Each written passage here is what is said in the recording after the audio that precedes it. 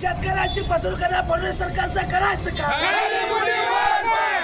सोलापूरची ताईलट ही आहे मोठी भेट, सोलापूरची ताईलट ही आहे मोठी भेट. करायचं काय? खाली मुंडीवर पाय. सरकारचा शेतकऱ्यांच्या पोपळा देणार फडणवीस सरकारचा धिक्कार असो, धिक्कार असो, प्रणिती शिंदे धिक्कार असो, धिक्कार असो, धिक्कार असो, प्रणिती शिंदेचा धिक्कार असो. एक फूल एक वेलसूर, एक फूल एक वेलसूर. सोलापूरची ताईलट ही आहे मोठी भेट. फडणवीस सरकारचा. या बातमीचे प्रायोजक RS मोगले, साठी गल्ली, सोलापूर.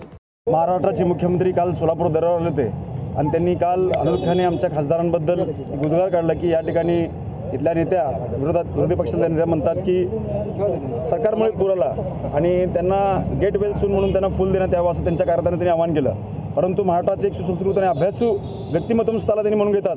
यांना ह्या घटनेचा मतितार्थच त्यांच्या लक्षात आलं नाही की प्रणिती शिंदेने या कशामुळे हे वाक्य वापरलं.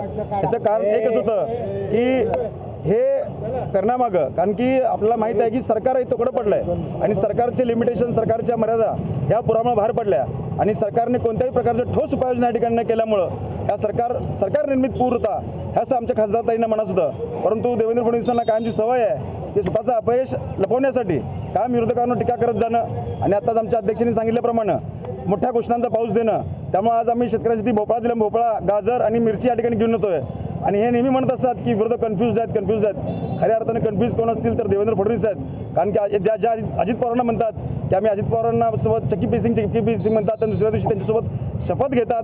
म्हणजे महाराष्ट्राच्या राजकारणामध्ये खऱ्या अर्थाने कन्फ्यूज कोण आहे याचा विचार देवेंद्र फडणवीस साहेबांनी करावा आणि यापुढच्या काळात जर आपण अशा पद्धतीने जर आंदोलन करत असाल तर याच्यापेक्षा सुद्धा तीव्र पद्धतीचं आंदोलन आम्ही काँग्रेस पक्षाकडनं उभारू अशी या ठिकाणी मी ग्वाही देतो. दुर्दैवानं सोलापूरच्या खासदार झालेल्या प्रणिती शिंदे यांनी महाराष्ट्रात जी अतिवृष्टीची परिस्थिती निर्माण झाली होती, शेतकऱ्यांचं अतिव नुकसान झालं होतं, त्या दुःखात सहभागी होण्याऐवजी आदरणीय खासदारताईंनी हे अतिवृष्टी सरकार निर्मित आहे असं बेताल वक्तव्य करून शेतकऱ्यांच्या जखमेवर मीठ सोडण्याचं काम केलं आहे. राज्याचे मुख्यमंत्री आदरणीय देवेंद्रभाऊ फडणवीस यांनी आवाहन केलं की त्यांच्या मानसिकतेवर झालेला परिणाम आणि त्यांना एक फूल गेटवेल सोन हे त्यांच्यासाठीच फार पूरक आहे.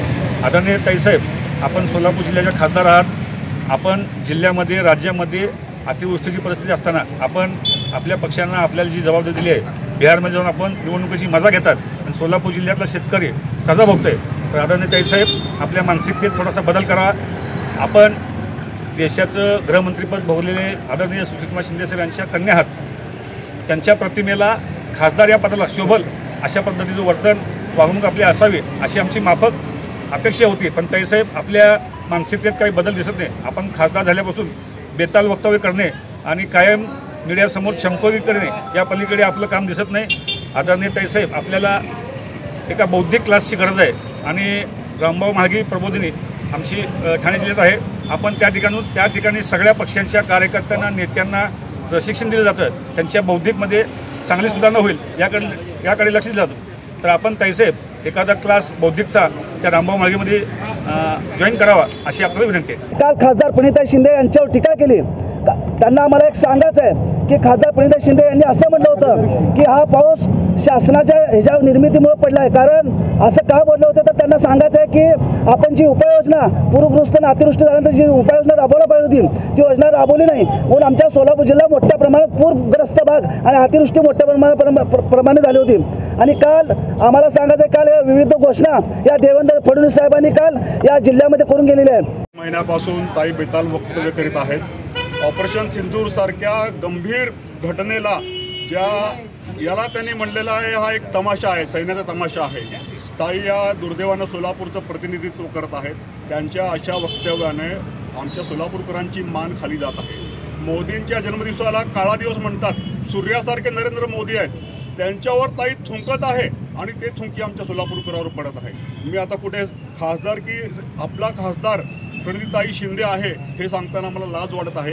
आम्ही कुठे बाहेर जातो, दुसऱ्या जिल्ह्यात जातो, तेव्हा तुम्ही सोलापूरचे का असं विचारल्यावर हो, अरे हे तर प्रणिती शिंदेच्या कॉन्स्टिट्युएन्सीमधले, असं आम्हाला शर्मेने मान खाली घालावं लागतं आहे. यासाठी ताईंनी खासदार आहे, आपल्या जिल्ह्याचं प्रतिनिधित्व संसदेत करत आहे, त्याचं त्यांनी गरिमा बाळगावं, याचं त्यांनी भान ठेवावं.